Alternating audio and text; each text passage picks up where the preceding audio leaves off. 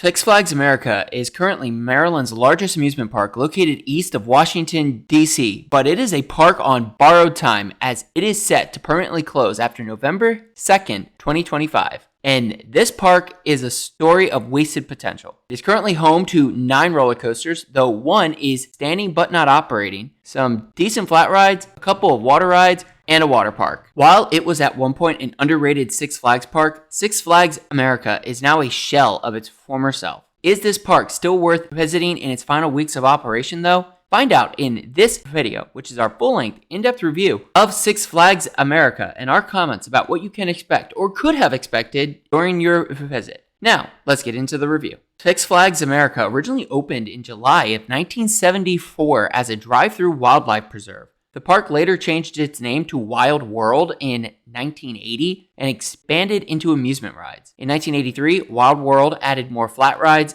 expanded its water slide area into a full water park, and invested in a wave pool. In 1985, the park acquired a large PTC wooden roller coaster that was previously located at Paragon Park at Nantasket Beach in Hull, Massachusetts, which opened for the 1986 season. Throughout the late 1980s and early 1990s, the park added more attractions and again changed its name, this time to Adventure World in March of 1994. Under Premier Parks ownership, the park continued to expand. In April 1998, Premier Parks acquired the Six Flags chain from Time Warner. And shortly thereafter, the newly formed Six Flags Incorporated invested more into the park. Six Flags also rebranded the park and renamed it Six Flags America in 1999. Under Six Flags ownership, the park received decent investment from the years 2000 to 2018, including several new or relocated roller coasters and flat rides. The park would receive its last investment in 2023, though that attraction did not open until the following year. On May 1st, 2025, Six Flags Entertainment Corporation announced that the park would close permanently at the end of the 2025 operating season. Six Flags America is located in Prince George's County, Maryland, east of Washington, D.C., just off the Capitol Beltway, a large highway going around the Washington, D.C. area. The park is currently situated on 131 acres of lightly wooded land. As you approach the park's front entrance from a relatively small parking lot, you will see a large colonial-style entrance gate displaying the park's name. As you enter the park, a colonial-style main street greets you. And as you make your way further into the park, you will pass several shops, the entrance to the park's water park, Hurricane Harbor, and a large fountain. This entrance experience actually is not bad. As you pass the park's fountain, you approach a pathway with one side headed towards the left and the other headed towards the right. These two paths will take you to separate sections of the park. Regardless of which way you go, you will find several of the park's attractions. Six Flags America is home to 9 roller coasters. The park's headlining attractions are Superman Ride of Steel, a large-scale hypercoaster from Intamin Amusement Rides, Wild One, a classic PTC wooden roller coaster, and Joker's Jinx, a Premier Rides LIM-launched Spaghetti Bowl roller coaster. The park also has the last currently standing Vekoma Flying Dutchman Batwing, though this coaster has not operated since July 8th of 2025 and will never operate again. In addition to its top 4, Six Flags America has Roar, one of the earliest wooden roller coasters by Great Coasters International, Firebird, the world's first ever Bollinger and Mabillard roller coaster, which was originally located at Six Flags Great America in Illinois, Professor Screamore's Skywinder, a Vekoma SLC that received a new theme, new Vekoma trains, and a new paint job for the 2024 season, and a couple of smaller family coasters, including a spinning Wild Mouse. Six Flags America's coaster collection is a mixed bag, though its top 4 are quite good. The park also has a decent collection of flat rides. Its headlining flat rides are its Starflyer, Zamperla Giant Discovery Pendulum Ride, and its Drop Tower. For the 2024 season, the park opened a Zamperla Nebulous in its rethemed Steamtown section. This is the same type of ride as Mixed at Hershey Park. In addition to its roller coasters and flat rides, Six Flags America has a few water rides that are outside of its water park. Shipwreck Falls, a Hopkins Rides Shoots water ride, which is an absolute drencher. Quantum Canyon Rapids, a lightly themed Hopkins Rapids ride, and Penguin's Blizzard River, a Whitewater West spinning rapids ride water ride. Each of these water attractions are actually quite enjoyable, though Penguin's Blizzard River is definitely closed more often than it is open. Six Flags America also has a moderately sized water park. which permanently closed on September 6th of 2025. While it did not have the craziest water slides, Hurricane Harbor had some cool water slides, including a couple of large tube slides, a pro slide tornado, and a half pipe. Hurricane Harbor even had a small-scale water coaster called Rip Curl Blaster, which was actually pretty good. While many, if not all of Hurricane Harbor's attractions will likely be completely torn down and removed, we genuinely hope that Rip Curl Blaster and Half Pipe get relocated to other parks within the Six Flags chain. More on what will happen to the park's attractions in a moment. When it comes to Six Flags America's food, there really is not anything special about the dining options. You can find typical amusement park food like chicken tenders, burgers, and hot dogs throughout the park. You can also find a couple of other food options that go beyond typical amusement park food, though there is not much. So Six Flags America's food options are typical. One thing to note about the food, though, is that the serving size is slightly larger than those at the Legacy Cedar Fair parks within the chain. In addition to the food, Six Flags America offers a couple of shows and has had some seasonal events over the years. Currently, the park only has one seasonal event, Fright Fest, the park's Halloween event. Though Six Flags America once had a Holiday in the Park holiday event, which ran at the park from 2016 until 2022. While these seasonal events extended the park's operating season into December and increased the overall atmosphere at the park, Six Flags America now feels like a shell of its former self. The overall vibe is a sad one. Several rides and attractions either open later in the day or do not open at all. One section of the park has been entirely closed off for years, and other sections just feel empty because of rides that had been removed and never replaced. Even if all the currently operating roller coasters are open, several, if not all of them, will be on only one train with some of the slowest operations out there. While you can still have an enjoyable and full day at the park if everything's open, the overall vibe at the park is one of reluctant acceptance of its impending fate.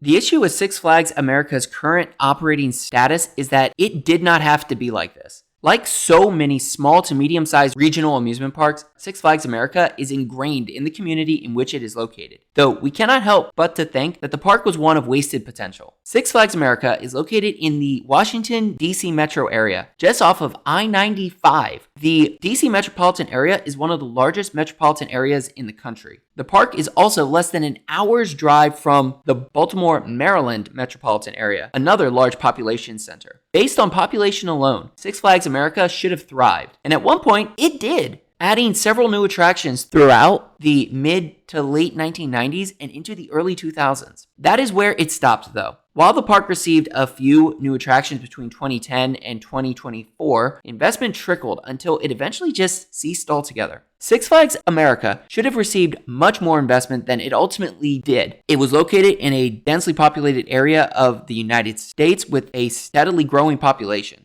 It was an hour and a half from Kings Dominion in Doswell, Virginia, and a little over 2 hours from Hershey Park in central Pennsylvania. Even before the Cedar Fair Six Flags merger, the Legacy Six Flags company should have invested much more into Six Flags America to draw in more attendance. Instead of letting Hershey Park and Kings Dominion just pull away with each sizable investment, the Legacy Six Flags should have kept pace. Even if it did not add a new roller coaster every other year, the Legacy Six Flags could have improved the offerings the park already had. They could have given Mindy Racer, now Professor Screamore's Skywinder, the Great Nor'easter treatment, which included a near full retrack in addition to new trains. The park could have also started retracking Roar with Titan Track as early as 2022 or 2023. Even a fresh coat of paint on the park's coasters and some better customer service would have gone a long way in helping the overall guest experience. Six Flags America had considerable potential, evident from its rapid growth throughout the 1990s, though that potential was ultimately wasted. Despite that wasted potential, Six Flags America is a decent amusement park with some fun attractions, including an early intimate hypercoaster and a great Ace Landmark wooden roller coaster in Wild One. In addition, the Steamtown section of the park looks quite nice and is easily the best themed area of the park. So, is Six Flags America still worth visiting before its impending closure? Yes, especially for Wild One,